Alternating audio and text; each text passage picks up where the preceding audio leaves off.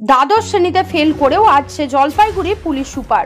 শুনতে অবাক লাগলেও এটি আইপিএস উমেশ গণপত খণ্ডবহালের জীবনের কাহিনী। উচ্চ মাধ্যমিকে ইংরেজিতে পেয়েছিলেন মাত্র 21 নম্বর। সেখান থেকে শুরু হয়েছিল আরেকটি 12th ফেলের কাহিনী। ওটিটি মাধ্যমে মুক্তি পাওয়া বিধু বিনোদ চোপড়ার 12th ফেলে সিনেমার গল্প এখন আইএএস আইপিএস হতে ইচ্ছুকদের অভিভাবক এবং আমজনতার অনেকেরই মুখে মুখে ফিরছে।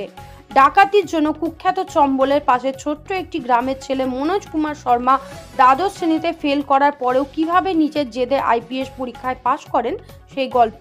ওটিটি সিনেমার মনোজের মতোই বাস্তব জীবনে উমেশ গণপত খণ্ডবহালে দ্বাদশ শ্রেণীতে ইংরেজিতে ফেল করে সিন্নরের বোর্ডিং স্কুল থেকে গ্রামে ফিরে এসেছিলেন। তার বাবা গণপত খণ্ডবহালে ছিলেন গ্রামের একজন জনপ্রিয় দুধ বিক্রেতা। তিনি চাষবাসও করেন। 12th ফেল করে ছেলেটি পড়াশোনার পাঠ চুকিয়ে বাবার সঙ্গে কাজ শুরু করেছিলেন। গ্রাম থেকে প্রতিদিন দুধ নিয়ে বিক্রি করতে যেতেন নাসিক বাজারে। এই সময় দুধ বিক্রি সেরে আসার পথে প্রতিদিনই তার চোখে পড়ত রাস্তার পাশে মহারাষ্ট্র মুক্ত বিশ্ববিদ্যালয়ের হোর্ডিং। একদিন তার কি মনে হওয়ায় সে হঠাৎ মুক্ত বিশ্ববিদ্যালয়ের কর্মীর কাছে জানতে চায়, আমি 12th ফেল, আবার পড়ার সুযোগ পাবো? এরপরেই তার জীবনে ঘুরে যায়। স্নাতক সম্পন্ন করে দিল্লি থেকে স্নাতকোত্তর করার পর সেখান থেকে ইউপিএসসি তথা আইপিএস অফিসার হওয়ার লড়াই শুরু হয় তার। তবে প্রথমবার আইপিএস পরীক্ষার পাশ করেননি তিনি।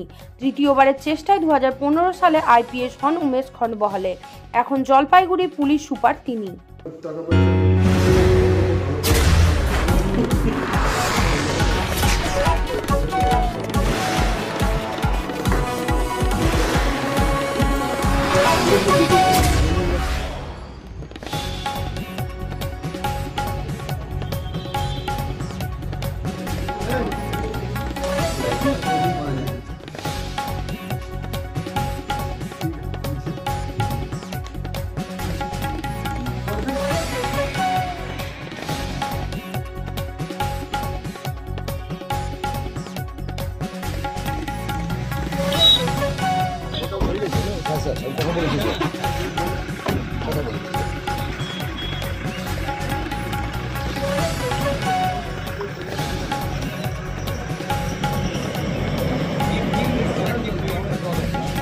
নিজের এই অনুপ্রেরণামূলক জীবন কাহিনীর বিষয়ে কি জানালেন জেলা পুলিশ সুপার উমেশ গণপত খণ্ডবহালে, দেখুন।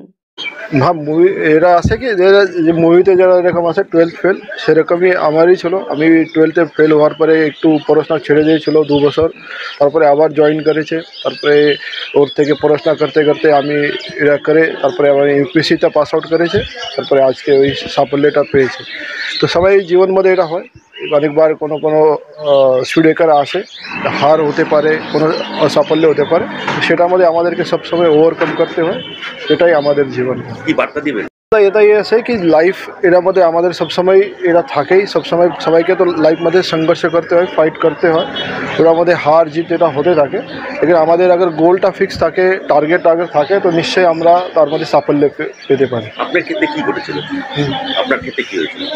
আমার ক্ষেত্রে সেটা হয়েছিল, আমি একটু যখন 12th ফেল হয়েছিল তখন আমি পড়াশোনা ছেড়ে দিয়েছিল। একটা আপনি নিজে ভেবেছিল কি আমি তো মানে ভালো স্টুডেন্ট ছিল, ইয়া খুব ভালো নেই যে ঠিকঠাক পড়াশোনা করেছিল, লেকিন একটা যখন ফেলিওর আসে 12th তখন নিশ্চয়ই হয়েছে কি আমি কীভাবে ফেল হয়ে গেছি। তখন আমি পড়াশোনা ছেড়ে দিয়েছিল, লেকিন তখন আবার আমার নিজেই এটা হয়েছে কি ইচ্ছা হয়েছে কি আমাকে আবার পড়াশোনা করতে হয়।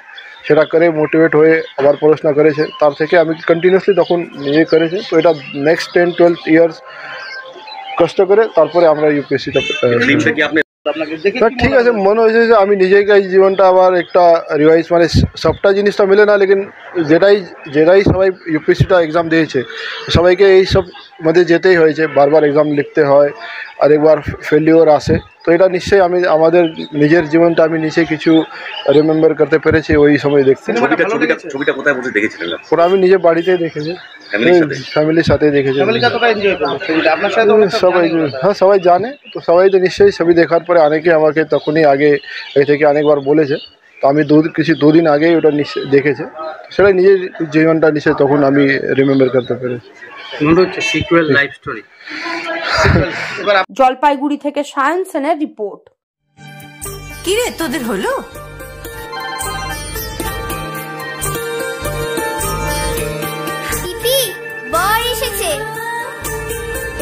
পড়ে যাবি তো।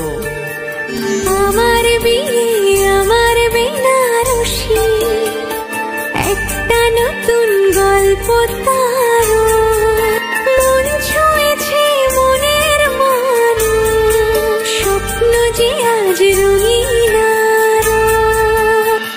নতুন স্বপ্নে নতুন করে সেজো।